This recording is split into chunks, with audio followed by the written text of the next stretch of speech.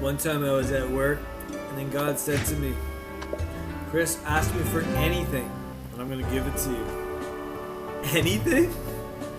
My carnal alarm clock went wild. Ask for anything. I started thinking about guitars.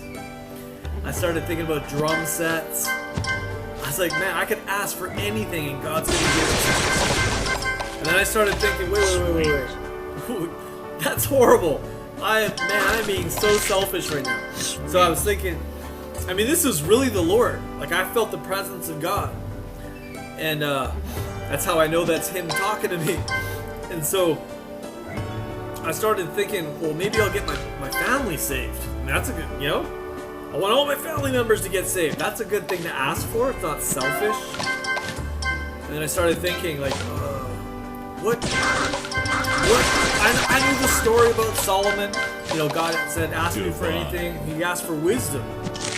But I was thinking, like, man, anything. I really want my family members to get saved.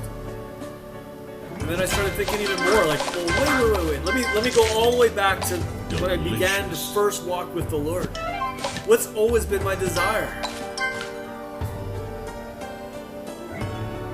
The deepest desire of my heart. I thought real deep and long and hard, and I'm like, anything? Really, God? You're gonna grant me anything?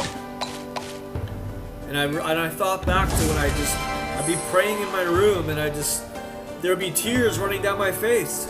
I'm like, God, you walked with Moses, you sat face to face with him in a tent, you walked with Enoch and translated him into heaven. You walked with all these people in the Bible. What about me? And I was remembering, yeah, that's what I've always wanted my whole life, is to walk with God. And then, so I began to think, that's it. That's gotta be it. Ask me for anything, I'm gonna give it to you. So I said, God, after thinking long and hard about what I wanted from God, this is what I came up with. Tasty. And I think it's the right decision. I said, God, I just want to be your friend. And I tell you, the manifest presence that was already around me like a peace, His love and His joy, that He was all around me. It just like, boom, it exploded out of my heart, out of my mind. I was like in this total ecstasy. I was like, whoa, I think I asked for the right thing. I didn't want anything from God. I wanted just to be with God. Because, yeah, of course I'm very needy. Like, I need this, I need that. Sweet.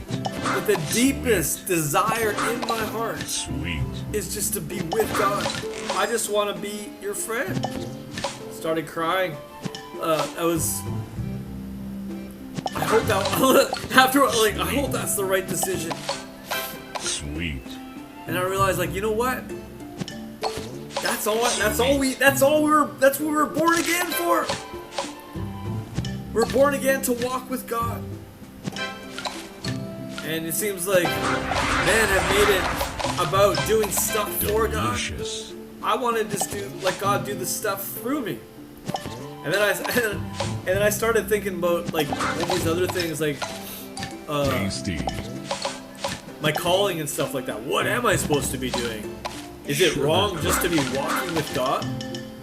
What if I'm called to be a pastor or something, And then I was searching it all up, and what am I supposed to be this? I'm supposed to be that. And then it was almost like God just kind of like, what are you doing, boy? When He opened up the scripture to me, I think it was Mark chapter 10, or hold on, let me pause a second. Yeah, I had to get that booster. You get 3 boosters. I think it was like Mark 10 or Matthew 10 or somewhere at 10.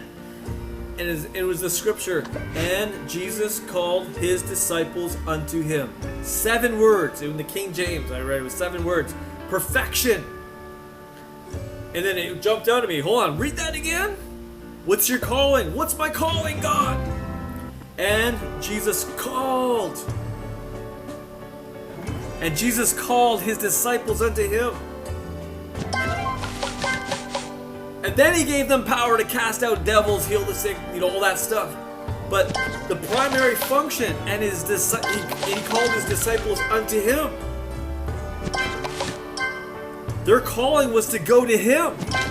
I was like, oh, yeah, keep the main thing. It's not about what I can do, but it's about Christ in you, the hope of glory, what he can do, and what he's done, what he's doing through his body. Delicious.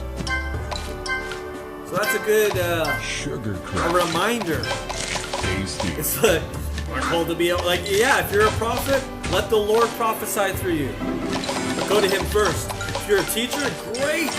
Divine. Let the Lord teach through you, but go to him first. If you're an apostle, great. Let him build through you, but go to him first. And Jesus called his disciples unto him. Then he gave them the power. All power comes through knowing him. All power comes through relationship with Jesus. It's like you can study out all these things of how to be a pastor, how to be an apostle, how to be a prophet, how to prophesy, how to be a teacher, how to be an evangelist. Sweet.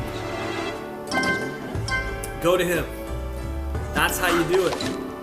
It's all about going to Jesus, spending time with Jesus, and then he's the evangelist through you.